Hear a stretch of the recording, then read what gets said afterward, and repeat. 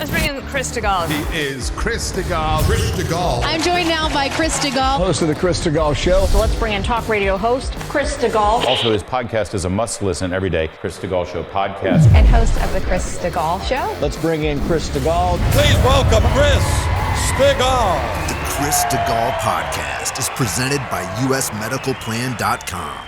Save big money monthly and get better health coverage at usmedicalplan.com.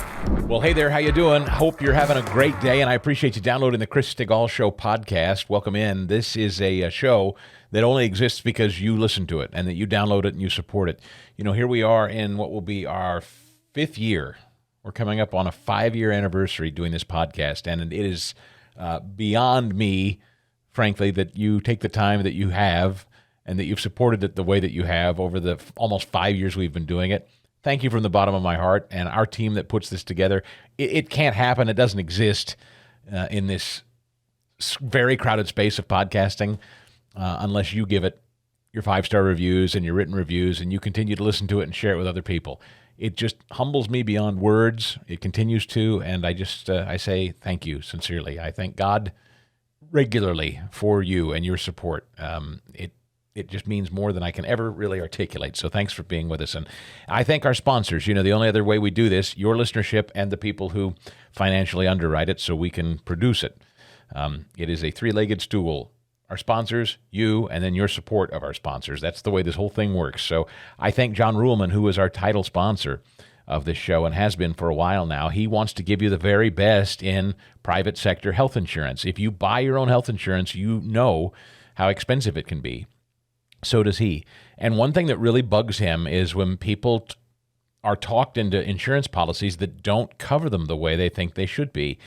And then you find yourself sick or injured and you need hospitalization, you need some intensive care, surgery or whatever. Then you get the hospital bill and you find out your insurance didn't cover it the way you thought it would. Look, you're not going to know what your insurance covers unless you have a real advocate. Someone that genuinely goes down the checklist and you talk through the what-ifs. You need to spend a couple of minutes on this. Cheap insurance is one thing.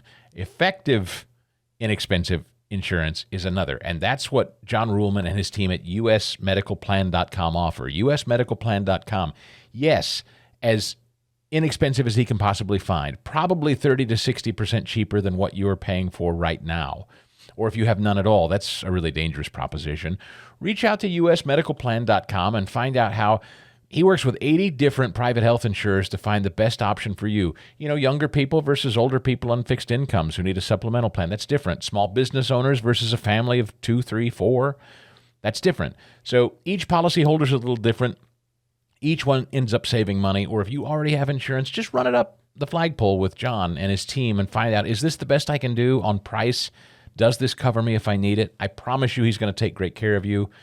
This is maybe the most personal and important stuff you deal with, is your health and your health insurance and what's covered and what's not. So please, if you're battling insurance right now and you're in some bureaucratic mess, let his customer care team help you with that and transition you into a new plan. 877-410-4321. 877-410-4321 or usmedicalplan.com. Oh, they're worried, just as I suspected. And this actually might explain, you know, the more I thought about it, the more I wondered to myself, why is it that Joe Biden spends so much time in Pennsylvania? And why is it he spends so much time in Philadelphia? And there were a lot of answers and a lot of reasons potentially why. But I would say in the last year, the reasons that Joe Biden spends as much time as he does in Pennsylvania, and maybe specifically in the Southeast, is they were actually worried about yesterday. They were actually really wondering if they might not get another one of these sort of anemic, sort of low turnout in a primary, even though I know nobody doubts that Joe Biden was going to be the nominee and nobody doubted that Trump was going to be the nominee. Doesn't this symbolize that the panic and the freak out that Donald Trump would be president again, doesn't this symbolize that there really isn't that big a panic and that it was never really real to begin with? And that the organic terror on the ground that is supposedly felt about another Donald Trump term really isn't real? That's what it says to me. I think that they look at last night, yesterday, and the final returns on Pennsylvania primary day, and they say to themselves, this doesn't suggest a base of support that's terribly excited. Protesters urged Pennsylvania Democrats to cast uncommitted votes against Joe Biden. The primary showed an uptick in write-ins. There are several pieces like this today, basically saying the protest vote was huge, the apathy was huge, and even the Philadelphia Inquirer had to admit they found many former Biden voters that are saying, you know what? I'm not nuts about the state of things. I'm actually considering voting for that guy again. Orange Man, the guy we were told and you told us was the worst thing in the world. Preliminary primary voting results from the state's largest Democrat counties showed a higher percentage of write-in votes on the Democrat presidential party line than in 2020's presidential primary, a possible sign of protest votes cast against President Joe Biden. Progressive organizers mounted a campaign urging voters to write in uncommitted as a protest vote over Biden's ongoing support to Israel and its months-long war against Hamas. The group known as Uncommitted PA hoped to send a message to Biden in a critical swing state he'll need in November. But unlike Michigan and some other states, Pennsylvania doesn't offer uncommitted as an option on the ballot. So it's not possible to know what voters wrote in as of Wednesday. It might not be clear for weeks, as a matter of fact. The increase in write-in votes could be a symptom of a large voter frustration with the options at the top of the ballot. Yeah, and naturally, we're never going to hear. They had to acknowledge that there is a larger than normal write-in vote, but they said it could take us a long time to find out. Well, we don't need to find out who they wrote in. That doesn't matter. It wasn't an organized campaign to write in one person. The organized campaign was to show they don't like Biden. They want to punish Biden. That's all you need. The news story is not who they wrote in. We may not know for weeks. That's not the story. In the 6 Pennsylvania counties with the most registered Democrats, the number of write-in votes counted yesterday surpassed 2020 figures. Despite fewer overall choices in the primary election, approximately 40,000 write-ins have been counted in just Philadelphia, Montgomery County, Bucks, Chester, Delaware, and Allegheny counties. That is 3 times the number of write-in votes from 2020. Uh-oh. Philadelphia had 5 times, Philadelphia specifically, Philadelphia County had 5 times the number of write-in votes for Democrats that they did in 2020. And that's, as of this report, that's just with 87% of the vote counted. So there's still another 13% of the vote as of this report that I'm reading, they haven't even counted yet. Determining how many of those voters who wrote uncommitted in as opposed to other names like Mickey Mouse or Gritty is unclear. Typically, write-in responses can take days or weeks for counties to report. Again, they go back to this as though that's somehow going to make this better. What does it matter whether they wrote Gritty or Mickey Mouse or nothing at all? 5 times as many people in Philadelphia said they're voting uncommitted? Democrats? The spike in write-ins could be a result of a campaign by Uncommitted Pennsylvania. Celebrating their efforts last night, the group had set a goal of 40,000 uncommitted votes statewide, and damned if they didn't get it. Folks, they got it. They met their goal. Biden won Pennsylvania by, you remember, won, air quotes, Biden won Pennsylvania by how many? 80,000. That's half. That's all they need.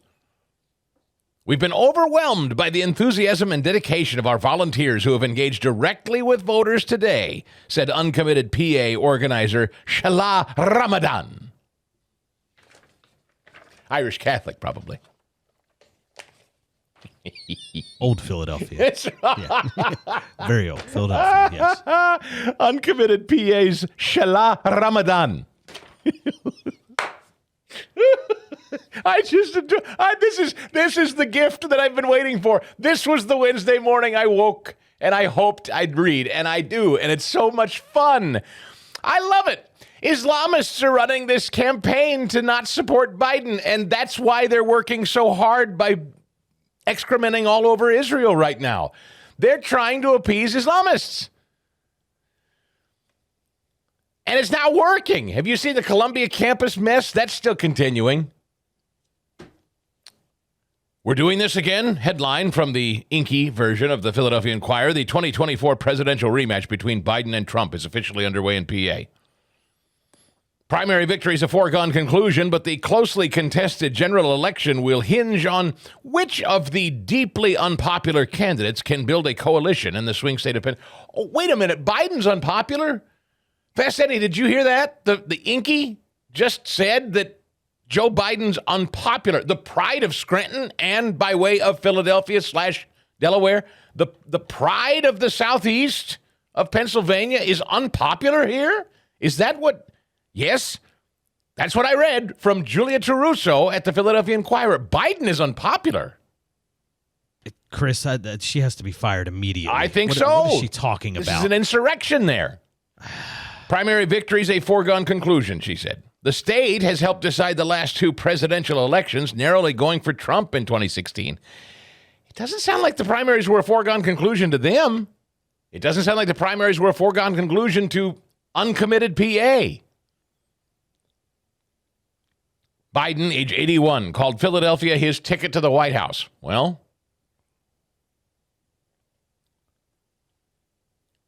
at the polls yesterday, during what appeared to be an election featuring an anemic turnout, voters expressed fatigue and fear over their repeat choices. What's this?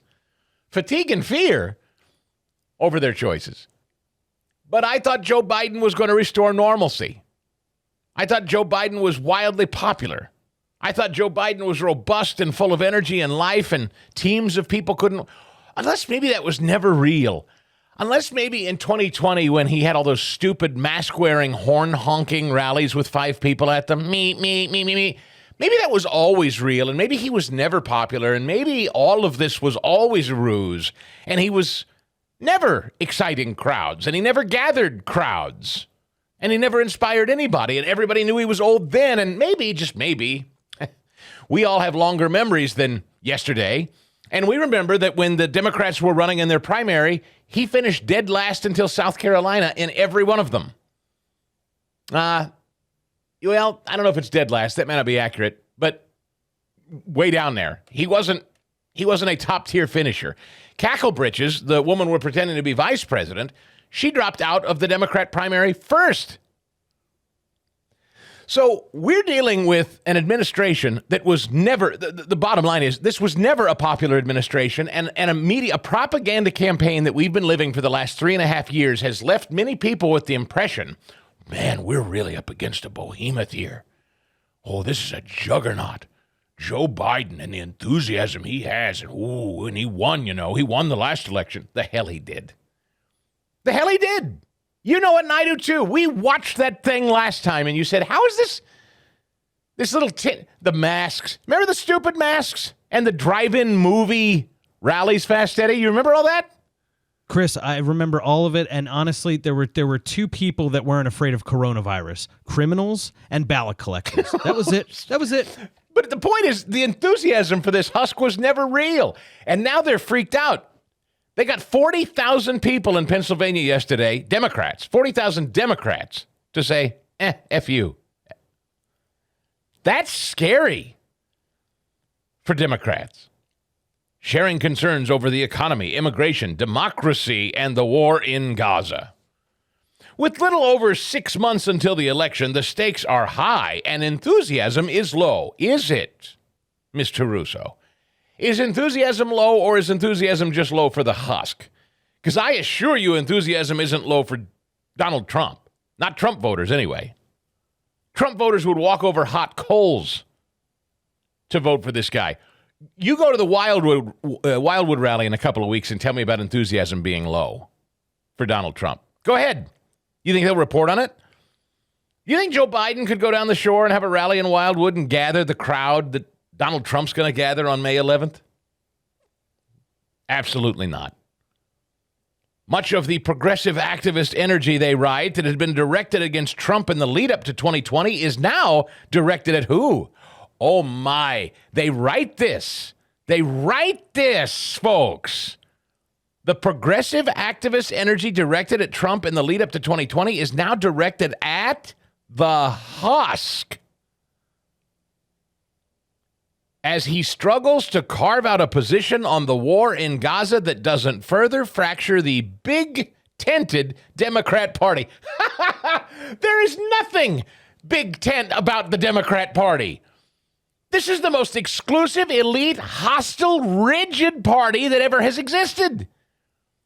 This is the Democrat KKK party. Pre-1960 civil rights. I've never seen such a bigoted bunch. You telling me these progressive Democrats that are making human chains blocking Jews from entering college campuses are the big tent party? The hell they are. They're Hitler Youth. They're the Klan.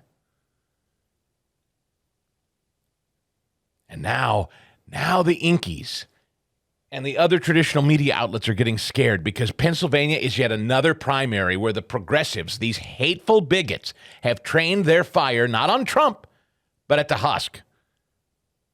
Abigail Thomas, 21-year-old junior at Westchester. Oh, now listen to this. This is a girl, a woman, a 21-year-old woman, female, at least as far as we know. Abigail Thomas. I got to assume, I guess I shouldn't. Maybe Abigail used to be a dude, but I'll go with it for now. This is a college woman, Fast Eddie. Ready? Quote, I don't feel like Biden has lived up to his campaign promises. She wrote in Uncommitted. Thomas from Bustleton canvassed for Biden in 2020, but is frustrated with his inaction on civilian deaths in Gaza. The Uncommitted write-in campaign follows similar efforts in other states. Can you believe this?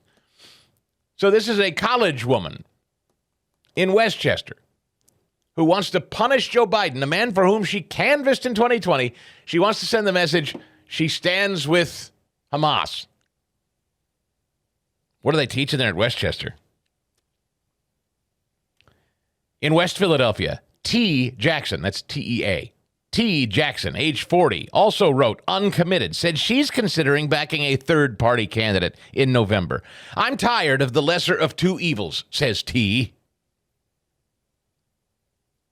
Pro-Palestinian protesters have shown up at nearly every campaign event Biden has held, including, it's funny, they don't seem to be showing up at Trump rallies, Fast Eddie. I don't see a lot of pro-Hamas protests showing up in the Lehigh Valley, for instance. Trump's campaign, they're focusing on getting Biden's people not to turn out, says political strategist from Philadelphia, Mustafa Rashid. Biden is focusing on getting his base to turn out. I see. So it's Trump's fault. The Republicans and Trump are focusing on, you follow this? This is a Philadelphia political strategist. Trump's focus is on getting Democrats to not turn out for Biden. How exactly do they achieve that, Mr. Political Strategist? It's not just progressive voters, though. They want to assure everybody that there are people out there that are upset with Trump, too. Yeah, that's why you just spent the last 2 pages wringing your hands over this has nothing. This is not a story about Donald Trump in any way, shape, matter, or form. They know what they pulled off in 2020, and it was still by a whisker. While it was 80,000 votes, that's really, statistically, that's a whisker. They know what they pulled in 2020. They don't have that card to play in 2024. And they are terrified about this progressive wing of the voter bloc that is not, they're showing no signs of slowing down here. Now, I'm not suggesting, by the way, that these people aren't going to vote come November for Biden. I don't know. I'm not making any predictions here, but they're really scared that this has happened yet again in yet another early state primary. Trump still has considerable support in Pennsylvania, writes the Inquirer. Damn it. Where his rallies have drawn thousands. Damn it. Donna Kennedy, age 69, says the Democrats are making a mockery of this country as she stood outside Roxborough High to vote yesterday. Well, she's right about that.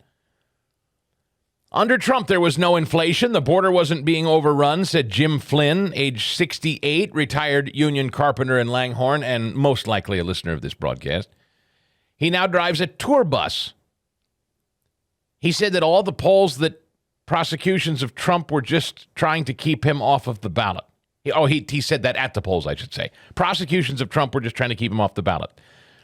Boy, they sound more informed. I mean, even the voters that the Inky goes and finds that are Trump supporters, they sound more informed than the Husks supporters. Just the quotes. Carmen Piranto voted for Trump Tuesday, said she wasn't sure how she'd vote in November. Obviously, if he's in jail, that matters. He's not going to be in jail. I might have spoken too soon about all the people quoted about Trump being smart. Software developer said Biden is, quote, not as bad as the people who hate him think, but not as good as the people who love him think. Okay. I redact my previous comment that everyone who supported Trump yesterday is smart. There's one. They found one that didn't strike me as terribly wise. Now listen to this. With the most electoral votes of any swing state and a history of narrow margins in presidential races, Pennsylvania isn't just a bellwether for how the country shifts politically, but a geographic roadmap for how the candidates can win again. How Philadelphia turns out, particularly whether young and black and Latino voters rally behind Biden, could be a deciding variable. Turnout looked sluggish yesterday. State Rep. Burgos said city Democrats have got their work cut out for them. We need to focus more on re-engaging more in all of our communities. Uh-oh. So the theme of this story has nothing to do with Donald Trump. The theme of this story is the 40,000 Pennsylvanians who wrote uncommitted. The 5 times as many people in Democrat Philadelphia who wrote an uncommitted instead of Joe Biden yesterday. The focus of this story, the thrust of this entire narrative is these people, even if they don't vote uncommitted, they just may not vote at all. Even worse for Biden, they just don't feel motivated to get up and do anything. Trump is likely to continue pushing stricter immigration and border security measures, reminds the Inky. And blaming Biden for inflation as the economy, it continues to loom large over the race. I mean, blaming Biden. It is Biden's fault. It's surely not Trump's fault. Rashida Odom, age 40, registered Democrat who backed Biden in 2020. But the North Philadelphia resident is considering Trump. Uh-oh. Due to rising prices and inequality. What's this? A woman who said inequality is her concern is considering Donald Trump. A woman? Quote, I got to work 2 jobs in order to provide for my household, Odom said, who works as a home health aide. I don't want to spend our money outside of the country. Oh. Did you hear that? This is a nurse from Northeast Philly. I don't want to spend our money outside of the country. We got people here in the United States who need help. Just walk up Kensington, you'll see we got issues here. Now, what is she saying there, Fast Eddie? She's saying there are problems here at home that need to be addressed, and that's where our focus should be. Yeah, but what specifically she started with, I don't want to spend our money outside of the country. What does that mean? That means Rashida Odom is doing what? She's paying attention to apparently where she feels we are spending our money, and she's correct. Where is that? She knows $95 billion aid package just passed, for example. She knows that we're shoveling money into Ukraine like a coal furnace. The Democrats have been down there waving the Ukraine flag on the floor of the Congress. She's seeing that, this home health nurse in the Northeast. She voted for Biden. Now she's working 2 jobs. She knows everything's unbelievably expensive, and she's pissed. And she sees the Democrats' chief concern is shoveling money into Ukraine. That's what this is.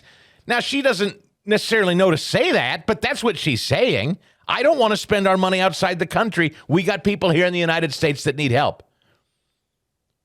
A woman in the Northeast who voted Biden. In the coming months, Trump will select a running mate. His choice will signal a lot about the type of voters the campaign thinks they need over the finish line. Amy Kloski. Boy, and if this isn't the perfect punctuation at the end of this story. Age 53, voted for Biden yesterday. Said she'd love the Democrat to be, rather than Biden, someone with more charisma and more energy. More charisma and more energy. She voted grudgingly for Biden. Wants somebody with more charisma and more energy. You want to guess who she said? I already know it. Jon Stewart. Like Jon Stewart. Does that not tell you everything you need to know about Democrat voters? They would prefer a comedian over this husk who is himself a huge joke. Folks, don't kid yourself. Now, I'm not getting cocky, and I'm not suggesting for 1 second, again, apathy can't settle in. It always kind of used to annoy me when I would hear talk show hosts admonish people like, don't, you got to vote. There's no one in this audience that's not going to vote. But I just don't want anybody assuming it's in the bag just because of this data, which is fascinating. And it is real. The uncommitted vote is 5 times higher in Pennsylvania than it was in 2020 by Democrats. This is a continuing theme. Democrats are mad at Biden. They don't like Biden. Some Democrats, women, are considering even voting for Trump because of the economic disparity. They think he's listless. They think he's old. They know it's more expensive. They're mad our money is being sent to foreign countries while people struggle and work 2 jobs. There is nothing on paper. And there wasn't in 2022 and there wasn't in 2020. COVID was an outlier, but the economy was roaring. There seems to be nothing in front of our faces that would suggest that this husk should be rewarded with another term. But then again, there was really nothing on paper save COVID, and COVID was a big, big outlying force in that people used it to scare the hell out of people, and people were very, very effectively scared. So when the husk came along and said, I'm going to fix it, I'm going to save you from COVID, I think there were a lot of people, much like when they voted for Barack Obama, they thought they'd heal racial tensions. I actually think there are a lot of people that thought Biden would make COVID go away. I do.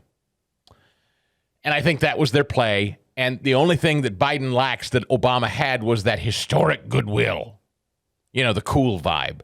Obama got to cash the checks for 8 straight years of being the cool historic black guy. The husk got 1 bite at the apple. I'm going to return things to normalcy and cure COVID. And a bunch of idiots who, were diving off of jogging paths outside behind masks. Oh, God, quick, get Biden in there, fix things. I'm scared. Well, here we are, 3.5 years later, and we're all sitting here in an ash heap of economic ruin. And we're watching bigots crisscross the country on Ivy League campuses chanting for Hamas and forming human chains to lock Jews out of buildings. And we're watching Democrats get a hold of minor children and pump them full of chemical and surgical alterations to change their gender. Kids are getting beaten in the head with mugs by boys pretending to be girls, attacking other girls in public schools. The border is wide open. The husk had his time, and it hasn't worked out. And now the press is terrified because they know it's caught up. The game is up. The scam is up. Everybody knows the mask has been ripped off, literally and metaphorically. They don't know what they're going to do, which, could lead you to believe then, maybe, and some of you do believe this, and I know that some of you do, could lead you to believe that by the time the August Democrat primary rolls around, or I should say convention, which, remember, pledges to be what? Violent? Had that yesterday. They pledged to be violent. They're meeting right now to make Chicago a chaotic scene in August. All of this seems to suggest a perfect storm brewing that maybe, I'm not there yet, but I know a lot of you are, that maybe the husk is not who they end up putting up there.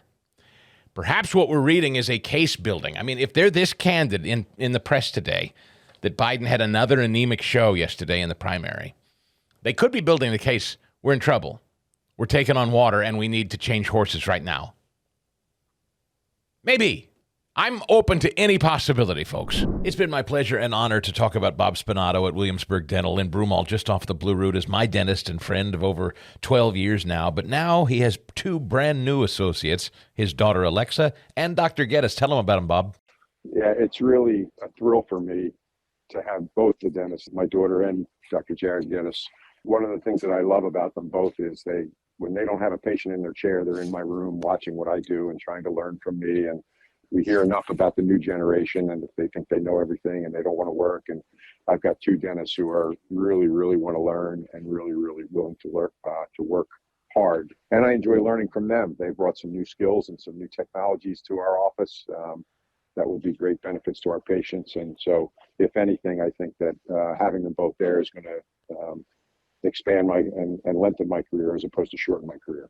Pick up the phone or go online, make that appointment, 610-353-2700 or williamsburg-dental.com. You know, we talk a lot to Hans von Spakofsky, our great friend at the Heritage Foundation, about election integrity, and we may pick his brain about that too, but something that we don't often talk to him about is his former role at the FEC.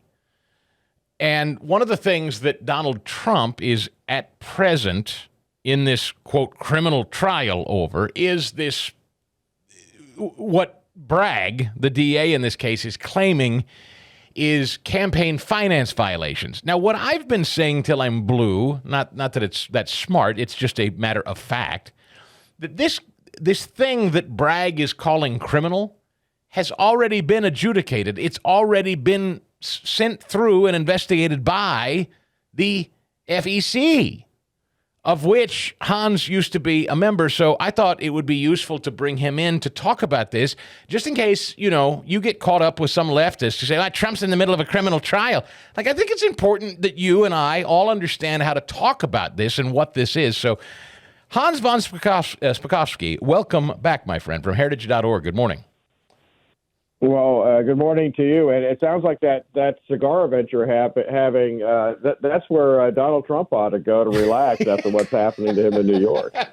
Yeah, we just talked to him this week. I would tell you he's remarkably candid and having fun and fun-loving. Despite it all, he seems to be pretty ebullient and in good spirits, Hans. I'm kind of amazed given what's going on because it's just...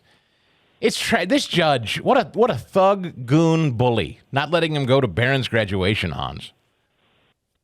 Well, not only that, but not actually recusing himself from the trial. Yeah. I mean, his daughter, look, Donald Trump and his lawyers have raised, and this judge has ignored the fact that this judge's daughter is a political consultant who works for Democrats, including, for example, the Vice President Kamala Harris. He's got a conflict of interest, and yet he keeps himself on the case. And that tells you a lot about the New York judicial system, which is infested with left-wing politics. So, Hans, you were a former commissioner at the Federal Elections Commission. And so I guess let's first talk about what is the FEC by definition for people that don't know? Look, there's a whole set of federal laws governing the raising and spending of money for federal campaigns. So if you're running for Congress, if you're running for president, you got to comply with those laws. The Federal Election Commission is the independent federal agency that is charged with civil enforcement of that law. That's the agency that, for example, President Trump and President Biden filed their reports with, in which they list all the people who've given them money and how they've spent their money in their federal campaign. The U.S. Justice Department has criminal enforcement authority. So if you engage in a criminal violation of the law, the Justice Department comes after you. In this case, Alvin Bragg is claiming that the nuisance settlement, and let's be frank, it was a nuisance settlement to Stormy Daniels of $130,000. Listen, if she had a real claim, she wouldn't have settled for $130,000. And the non-disclosure agreement, which is a standard provision in settlement agreements, that was a campaign-related expense And because the president did not report it to the FEC as required by federal law, the commission of that crime makes not listing it as a campaign expense in his business records, which is a misdemeanor under New York law, that makes it a felony. Well, the big problem with all of this is that this payment to Stormy Daniels is not a campaign expense. The FEC looked at this and said it wasn't a campaign expense. You'll notice the U.S. Justice Department hasn't filed any kind of criminal indictment because this kind of payment would not be considered a campaign expense. So everything behind his whole theory is completely bogus. Yeah, and it is true or not true that the FEC as an agency literally looked into this very transaction and already said we have no problem with it. Am I right or wrong about that? You are absolutely right. And where does a local DA get off thinking that he even has the authority to enforce federal law? Well, that's another great point. So this is the FEC. If in fact they did have a problem with it, it has nothing to do with local. That's not their jurisdiction to handle. Is your point? That's right. And like I said, the FEC did look at this and said this was not a campaign-related expense, and therefore there was no violation of the law. It didn't need to be reported. In fact, Chris, I can tell you that if the Donald Trump presidential campaign, if they had used campaign money to make this payment, then the FEC definitely would have gone after them. And the reason they would have gone after them is that it's a violation of a federal law to use campaign money for personal and business expenses. And I know that Hans von Spakofsky, who is with Heritage, and now he talks often about election integrity, and we'll get into that in a minute. But as a former member of the FCC, here's something worth revisiting. And you were maybe even, when were you there at the FEC, by the way? I was there from 2006 to 2007. Okay, so this was just before Barack Obama's tenure. Here's a couple of historical items people might not remember or even know happened. Barack Obama's 2008 campaign was fined almost $400,000 in fines by the FEC for the mishandling of funds during his campaign. And here's another fun fact. Mrs. Clinton and her campaign settled with the FEC for $115,000 over the Russian dossier and the misspent money. So you have two Democrat campaigns that misappropriated funds and paid fines to the FCC. Trump didn't have to do that, to my knowledge. No, he didn't. And again, that was a matter for the FEC to act on, not a local prosecutor. Yeah. So this entire case, because I thought it important to rehash, everyone understands this, I hope now, that this case with Alvin Bragg right now, this criminal hush money trial, is all about something that has, in fact, already been adjudicated at the federal level by the FEC, and they've said there's no problem here. And so he's trying to make it a local case that is really a federal case, and a federal case doesn't exist. Is that about right? That's right. Okay. And the other big thing here is the Justice Department remaining silent. Yeah. Let me tell you, if in any other case, if it wasn't Donald Trump, if a local prosecutor was trying to say there was a violation of federal law, let me tell you, the Justice Department would have shown up in the courtroom before the judge to say, Your Honor, this local DA has no authority to be trying to enforce federal law. That is our province. And yet, not only have they not appeared and not said a word, who's the lead prosecutor now for Alvin Bragg? Why? Matthew Colangelo, a former Garland Justice Department lawyer. In other words, he left the U.S. Justice Department, took a pay cut to go help Alvin Bragg pursue Donald Trump. So the Biden White House's fingers are all over what's going on in New York. Infuriating. It's and Hans, I get asked all the time. I don't have a good answer. Maybe you do too. People ask me, people will stop me in church or whatever, and they'll say, Chris, I don't understand this trial. I don't even understand. You know, Turley has written pretty eloquently about it to the extent that you can be eloquent about nonsense and said, this is a nothing. I mean, doesn't even make sense. It's silly. It's fiction. This shouldn't even be happening. And average people, you know, look at this like you and me, and we say, how's this a thing? How's this even fair? How's this not been tossed? And so when I get that question from other people, I'm not even sure how to answer it. People say, why is this a thing? I don't even understand this trial. Why is it happening, Hans? What do you say? Because Alvin Bragg is a pure political partisan who promised he would get Donald Trump as he was running for office. What that tells you is that this is not a legitimate criminal prosecution. It is political targeting by a partisan district attorney. Do you have any sense? I know you're not here in a legal capacity, but I guess I'll just ask you. The Supreme Court will begin debating immunity on Trump's case there before them. That comes at an interesting time that this is going on simultaneously. The case down in Florida, it appears this Judge Eileen Cannon is giving Jack Smith fits down there. It doesn't look like that's going to proceed till after the election. Fannie Willis in Fulton County, that fraud, that thing's blown up. So it's kind of interesting. I don't know how this Bragg thing shakes out. It doesn't look like anything related to New York has much legitimacy to most voters. I think we're kind of dismissing that as hackery. But the Jack Smith thing, does it have juice? Where do you think it goes with the Supreme Court here?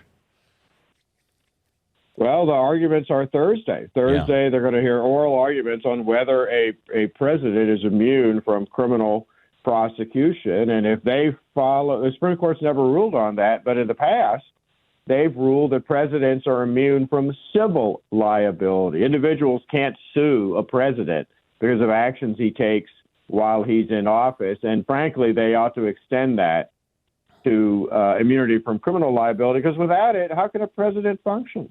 A lot of people have asked me, Hans, we'll pivot a little bit to election integrity, a little bit. And I, knowing that we were going to speak, I kind of held this for you. I don't know if you care to opine on this. It doesn't surprise me much. The Kerry Lake voter integrity stuff with the machines in Arizona, the Supreme Court punted. They said they didn't want to take it up. Some people reached out to me and said, what the heck?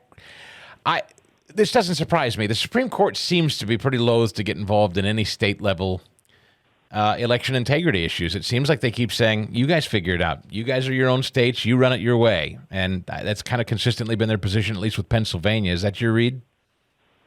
Yeah, it is. Although the federal courts do occasionally get involved, like the Court of Appeals case that just decided in Pennsylvania that the state law that says you have to both sign and date your absentee ballot, of course, that is, yes, enforceable.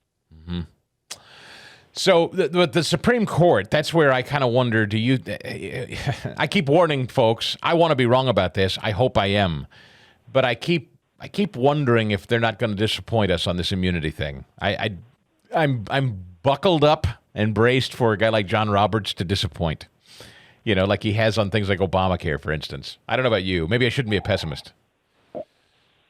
Well, I try not to be a pessimist, but let me tell you, this is totally up in the air, and I have no idea what they're going to do. On the other hand, remember, they ruled 9-0 that the attempts to disqualify Donald Trump from the ballot were unconstitutional. That's true. That is true, and that is a positive. Hans von Spakofsky at the Heritage Foundation. I talked with Trump this week and asked him, is he concerned about election integrity in Pennsylvania? He keeps saying the same thing, and I don't know if you share this point of view. It's some version of, I'm not worried about votes. I got the votes. He's confident the people are going to vote for him en masse. He said it's the cheating that worries me. It makes a lot of people pucker. They wish he wouldn't say it that way, that he just assumes he's got the votes in the bag. But anyway, that's his confidence. That's the way he feels. Do you like the moves at the RNC and what Laura Trump has been communicating in terms of being more watchful and also collecting ballots? What are your thoughts at this hour about election integrity? We're actually in better shape in this year than we were in 2020 because a whole lot of states have actually passed some pretty good reforms.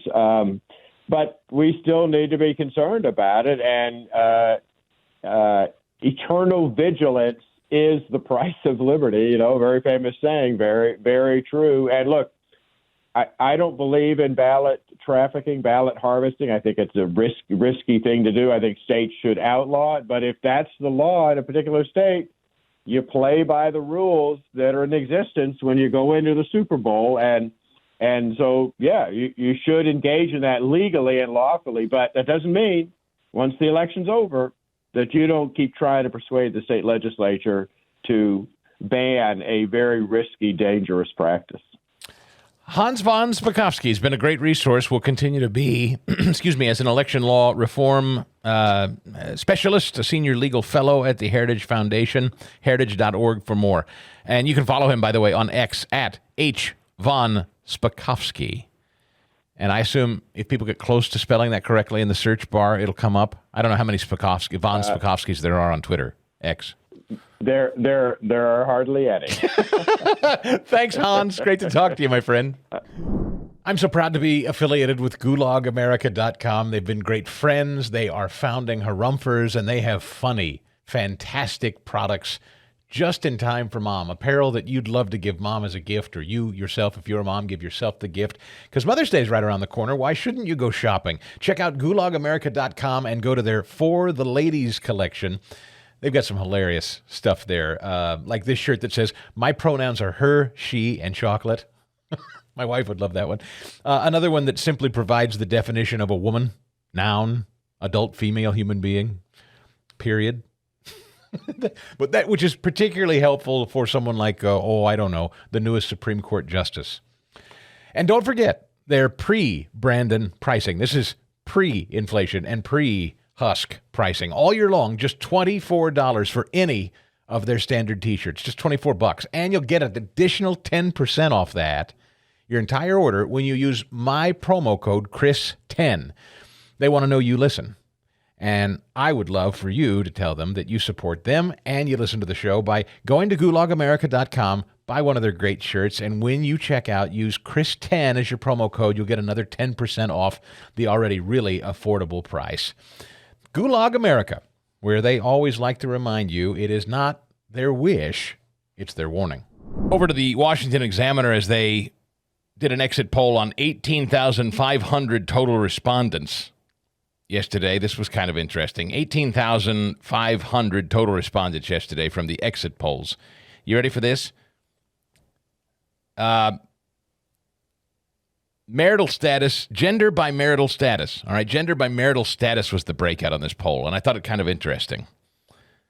Democrat to Republican. That is, amongst those married and unmarried men and women. How do they vote? Democrat versus Republican. I'll start with unmarried men, Fast Eddie. Amongst the 18,500 exit polled unmarried men, were there more Republicans or more Democrats? Unmarried, I'm going to say Democrats. There were more. Actually, there were more Republicans, 52% to 45%. Wow. So unmarried men. Now, again, this is just according to this particular exit poll done by Edison Research. Of the 18,500 respondents in these exit polls yesterday, unmarried men, Republicans led in that category, 52% to 45%. How about married women, Fast Eddie, like your wife? More of them Democrats, more of them Republicans. Married women. I will say there were more Republicans. You're exactly right. In fact, it was an even bigger gap. 56% of these 18,500 respondents, of the married women, 56% were registered Republicans or supported Republicans. 42% Democrats. That's a 30-point differential. Married men, Fast Eddie, married men like you and me. More Republicans, more Democrats. More Republicans. Yep. By the same margin, by the way, 59-39. So a 30-point swing. So Republicans lead 30% with married men, 30% with married women, 16% among unmarried men. Oh, but wait, there is one more category. Unmarried women. Fast Eddie, amongst unmarried women. What do you think? 18,500 exit polled voters. Amongst the unmarried women, more of them choose Democrats or Republicans? I would say Democrats. Yep, you're right, by 23%, which actually is not as devastating as you might think. 68% of them identify as Democrat. 68% of them. While just 31% of unmarried women vote Republican. So there it is. It's the unmarried gals, Fast Eddie. What do you do about that? Or can you? Chris, I mean, I think that's where a large abortion supporting vote would be. Do you suppose? Oh, sure. There's abortion, but I do want to know. I would love that. Wouldn't you love to ask these unmarried women who ferociously support Democrats, how do you feel about men being in your locker room? Wouldn't you love to ask them? I really do wonder. Like these flame-throwing leftist women. Do you like guys with it all hanging out there, pretending to be your gal pal in the locker room? Do you like them taking your scholarships and your places on women's sports teams in college? Do you like that, ladies? I would love to ask a idealistic single college voting lady that. I really would. I don't have any in my life, but I'd love it. I don't know, maybe someday, although I think my sons are too smart for that, maybe someday one of these will come through my house. Maybe a friend of my daughter's, or maybe a girl my son brings home, and I pray not, but so far they've shown no signs of hitching their wagon to any girl who thinks that way, but we shall see. Hey, Mike Lindell and My Pillow, you know the name. 20 years they've been singing the jingle on Fox News and on the radio, and it's no secret that Mike and the company have come under a lot of scrutiny and a lot of attack. Big box stores have tossed My Pillow from their stores. Even the online retailers now won't sell My Pillow products. And who does that hurt, really? I mean, yeah, I understand they don't like Mike's position on the election or whatever, but Mike employs hundreds of Americans, hundreds of Minnesotans who make great products. If you know the My Pillow products, I sleep on them every night. So does my dog Dean.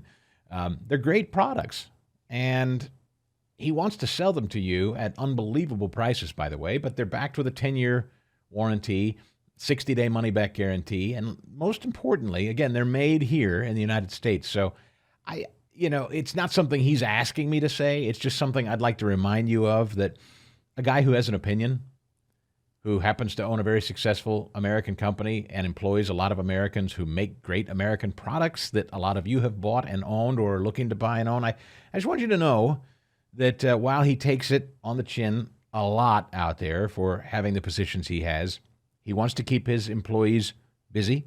He wants to keep the company moving along, and so he's passing on huge, huge savings to you in what he's calling the $25 extravaganza.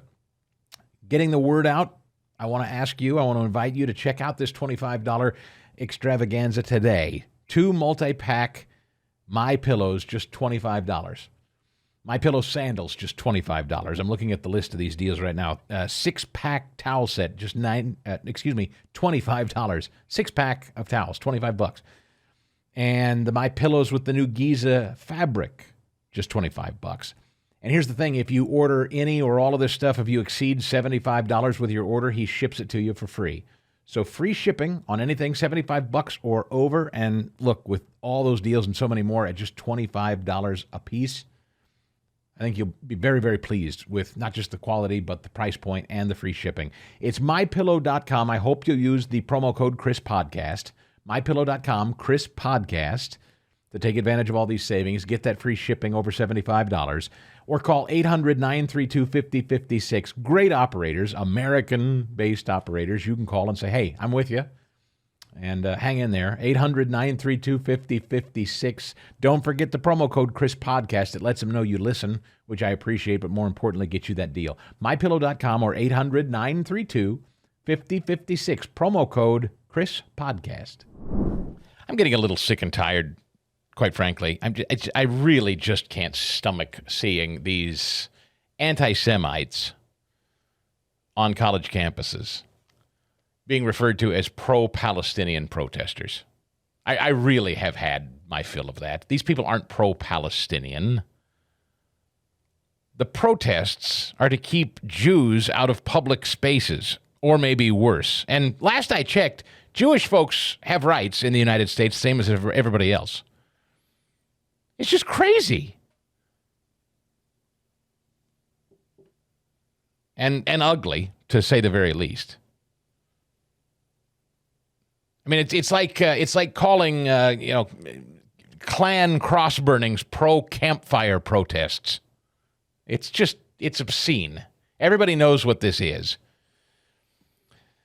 Lynne Patton is the senior advisor to the Trump 2024 campaign. You know, President Trump, Lynn, and I welcome you to the show, had something to say about this yesterday, and I welcome you. And could I play for you what President Trump had to say regarding these protests and then get your reaction? Please. Thank Please you. do. Here we go. You get out and vote. What's going on at the college level and the colleges, Columbia, NYU, and others is a disgrace. And it's really on Biden. He has the wrong signal. He's got the wrong tone. He's got the wrong words. He doesn't know who he's backing. And it's a mess. And if this were me, he'd be after me. He'd be after me so much, but they're trying to give him a pass. And what's going on is a disgrace to our country. And it's all Biden's fault, and everybody knows it. He's got no message. He's got no compassion. He doesn't know what he's doing. He can't put two sentences together, frankly. He is the worst president in the history of our country. And again, what's going on is a disgrace. Now, it's interesting outside for great Americans, people that want to come down and they want to protest at the court, and they want to protest peacefully. We have more police presence here than anyone's ever seen. For blocks, you can't get near this courthouse. And yet you have nobody up at a college where you have very radical people wanting to rip the colleges down, the universities down. And that's a shame. But it all starts with Joe Biden. The signals he puts out are so bad. And I can tell you, he's no friend of Israel, that's for sure. And he's no friend of the Arab world either. You take a look at what he said. He's no friend of, he doesn't know what to do. He doesn't know what to do. He wants to take like a middle ground, and oftentimes that doesn't work, but it's certainly not working here. Yeah, and Lynn, I want to jump in here with this because what I find fascinating is Biden continues to say, I'm coming to New York, and the cops are apparently saying, don't.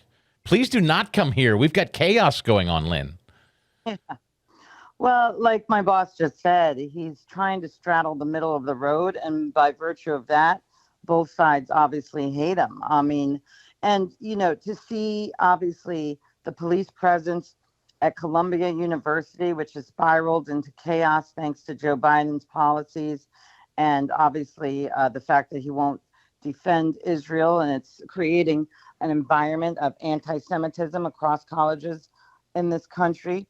And the irony, of course, is that Hamas would kill every single one of these brainwashed, quote-unquote, Western infidels that are supposedly sticking up for them. Elitist liberals, in my opinion, have truly become one of the greatest threats to democracy, free speech, religious freedom, and domestic security. But of course, they want to focus on the fact that, the Trump organization might have made a bookkeeping entry error in their company records. We stand by the fact that we didn't. But more importantly, never in the history of American jurisprudence has a bookkeeping entry been tried as a felony long after the statute of limitations had passed. The state of New York and Alvin Bragg, Soros-backed Alvin Bragg, changed the law in this case twice in order to bring it to a jury. But at the end of the day, President Trump didn't control the books. He didn't make physical entries into them. In fact, he was already serving as president in Washington, D.C. at the time these book entries were made. It's just unprecedented that they have such a police presence for this, and they are wasting taxpayer money on this. But yet crime is rampant in New York more than ever. Shootings, I think, have risen over 300%. Fentanyl deaths have increased 94% under Joe Biden since he took office. But yet these are the things that Democrats, judges, and Democrat courtrooms want to focus on. Lynn, we talked about this in a previous conversation with Hans von Spakofsky at Heritage, who was on the FEC for a time. And I was reminded as we talked about the FEC, I went back and looked at this. Barack Obama and his campaign in 2008 paid a fine of $375,000 to the FEC. Hillary Clinton. I remember. Hillary Clinton paid a fine in her campaign for the dossier garbage, the fake dossier. She paid a fine of $100-something thousand to the FEC. The FEC investigated what Alvin Bragg is doing to Trump here already, and they said there's nothing there. There's no there there. This, as a federal matter, this has already been investigated, and President Trump was cleared of it, correct? Just so everyone understands. That's right. In fact, this was long referred to as a zombie case because it was so weak that Bragg's predecessor, Cy Vance, the Southern District of New York, and the FEC all refused to bring this case forward. In fact, not to defend him, but Bragg himself even refused to file this case in the very beginning, leading to very progressive prosecutors resigning in disgust from his office because they had biased motivations. But at the end of the day, people forget that Stormy Daniels even lost her defamation case against Trump and was ordered to pay his legal fees. She even admitted that no affair even happened. Her lawyer admitted no affair happened. Michael Cohen admitted no affair happened. But yet all these people are supposed to testify that an affair happened and that Trump and the Trump organization tried to cover it up by making an inaccurate entry into the company logbooks. When, as you just said, Obama admitted to doing far worse, and so did Hillary Clinton. It's really just, boggles the mind. And of course, the press seems to delight. They're just delighting. And Politico has a kind of a pithy headline this morning. Ha ha ha! While Biden's out campaigning, Trump fumes in court. They're delighting in it. I mean, because what we all understand this really is just keeping him caged in a courtroom so that he can't campaign. I mean, we all see it clear as day. They're delighting in it. They think it's funny. Yeah, it is. And, they're actually saying the quiet part out loud. Yeah. This is exactly what it is. It's lawfare. And I think American voters are tuning in to their televisions and seeing that, the leading presidential candidate in the United States, Donald J. Trump, has to sit in a courtroom from 9:30 to 5, Monday, Tuesday, Thursday, and Friday. They give him Wednesday off, which is in the middle of the week, which makes it almost impossible to schedule any sort of major campaign event. I think they're finally seeing with their own eyes that this is the election interference that my boss has been claiming it is since day one. There's no way around it. Even Stephen A. Smith, who since tried to roll back his statement, said, as somebody who grew up in the sports world my whole life, the mantra of sports has always been may the best man win. He's like, and when you see things like this, you feel like it should apply to politics too. But the best man's not being allowed to win because, they're throwing everything under the sun at him to keep him from, campaigning on the trail against a man who can't even string a sentence together. And, at the end of the day, it's clear that the best man is not winning. And in sports, that's called cheating. Speaking of sports, Lynn, I'd ask you, I spoke with President Trump on Monday, and one of the things I brought up was Joe Biden gutting Title IX. And women, uniquely women, high school, collegiate, athletic women, you start letting men, not only in their locker rooms, but on their sports teams and taking their scholarships and their places. Suddenly I find myself in this kind of amazing spot where I see the leading Republican candidate for president, or, the guy that's going to be the nominee, Donald Trump, can actually claim the mantle correctly that he represents the party of women. I mean, it really is. I mean, we're protecting women and children. Democrats want biological men to pretend they're women and are fine with that, and Democrats are fine with minor children having these ghastly gender-altering surgeries and whatnot. It's lunacy. I mean, Republicans by proxy are the party of women and children now, aren't they? Absolutely. And in fact, I think President Trump has referred to us as the party of parents, the party of family. We're seeing a seismic shift in minority communities as well because of this messaging. And traditionally Hispanic and minority and Black households, they hate the priority of women in sport. I mean, men in sports and men in women's bathrooms.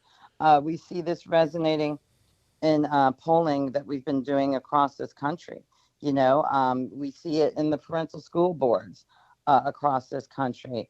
It's just, it's almost like we're living in a bizarro world where, Title IX is now impacted and gender has no definition. I mean, you really can't make this up. I feel like feminists from the 60s would be rolling in their graves seeing, what's happened to, the women's rights movement. Men have literally taken it over. Stunning. It's stunning, Lynne Patton, senior advisor to the Trump campaign. We really appreciate your time. We're looking forward to this South Jersey rally coming up the day before Mother's Day, May 11th. Jeff Van Drew is actually going to be with us here shortly, Lynn, and I'm eager to talk with him about it. But hello. Yeah, you guys, we adore him. It's funny. I was talking with Sean Spicer earlier in the week, and he said he's kind of puzzled over, and I asked Laura Trump about this. I'm with her, and I think it's great that he's going, and he's going to have a huge turnout. Sean kind of feels like, well, with the limited time you have, are you better served to go to a place like North Carolina or Wisconsin or something, because New Jersey's not really in play? What do you say when people say things like that about a rally in South Jersey? Oh, well, what I say is that, it's clear with, obviously the president's reception, like we witnessed in Harlem, like we witnessed in Atlanta, what you're seeing in the community protests in Chicago and New York against illegal immigration, that the electoral map, the traditional one of Republicans, is up for grabs. And the Hispanic and Black and brown votes are also up for grabs. We're here to cater and court non-traditional maybe voters this time around. And I think they're coming to us in droves. Why? Because, it's common sense to know that Americans were better with Trump. They were richer with Trump. They were safer with Trump. They were stronger with Trump. And they just want that back, and they are coming out to publicly support him in droves. It's clear that Americans are not going to be bullied into being intimidated to say that they are supporting Trump this time around, because at the end of the day, it's just common sense. So we look forward to going to New Jersey, New York, Chicago, Detroit, all these different places. And really reaching out to demographics that maybe traditional Republicans have not. Lynn, it's a pleasure. Thanks for your visit today. The Chris Stigall Show podcast.